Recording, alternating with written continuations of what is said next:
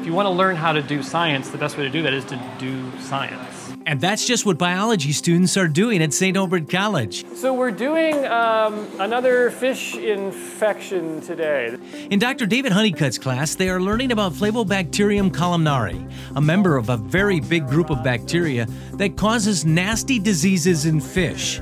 The bacteria behind the dreaded columnaris disease can move quickly, leaving tanks of dead trout, perch, and catfish in its wake. There was a largemouth bass die-off on the Menominee River a couple years ago. But where we see most of the trouble is in high-intensity culture systems like the DNR uses, or fish farmers for aquaculture, perch, trout. Real problem in the southern catfish industries. Thanks in part to a Wisconsin Sea Grant, Hunnicutt, Associate Professor of Biology at St. Norbert, and his students, along with collaborators from UW-Milwaukee, are trying to find out why Flebobacterium columnare causes diseases in fish. The way we approach that is we look for things we call virulence factors, features that allow it to cause trouble. Right? We find genes for those, and we go in with my colleagues down at University of Wisconsin-Milwaukee, and we disrupt that gene. We break that gene so that they can't produce a particular protein anymore. A vaccine trial was developed, and the testing has been ongoing in Hunnicutt's classroom, as they are several steps closer to developing a vaccine that could neutralize columnaris disease.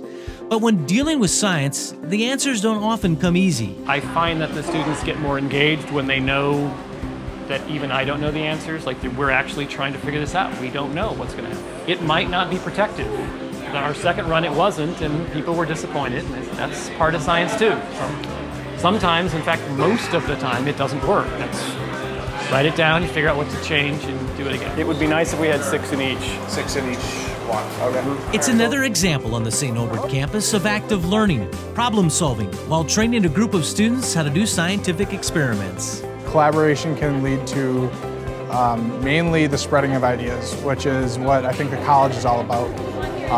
And the more ideas that we can share, the more knowledge that we can have as a collective group will increase the amount of research that we can do, the amount of ideas that we can create on our own. The ultimate goal is to find out how this Flebobacterium columnare causes disease and design a vaccine strain that can be useful by any freshwater aquaculture operation. I would like to get a vaccine strain that we can take to the DNR and USDA and say, here, we can't make this bug go away, but we can at least allow you to make your fish populations less susceptible to it. Much of the research is being done in the beautifully remodeled Gail Mova Science Center. I'm Mike Cowder reporting for St. Norbert College.